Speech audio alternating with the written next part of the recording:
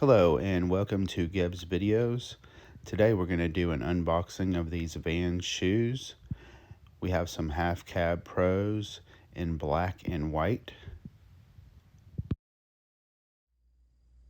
And here they are laced up. They come with an extra pair of white laces and a sticker. These shoes have the canvas and suede uppers with the classic waffle bottom sole. These shoes feel great on your foot. Some good flex here, like some regular bulk shoes. Has popcush insoles.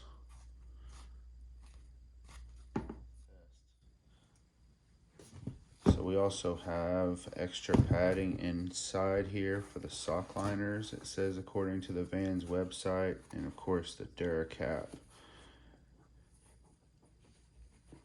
I am very excited about getting these shoes and skating them. I got into skating because of the movie The Search for Animal Chin in the late 80s. Steve Caballero is one of the team members from the Bones Brigade from it, was one of my favorite skateboarders from the Bones Brigade. I've had some of these shoes in the early 90s. These half cab pros are a lot different from the ones that I had then. Definitely excited about getting these on the feet and skating them. Thanks for watching the video. Hope you have a great day.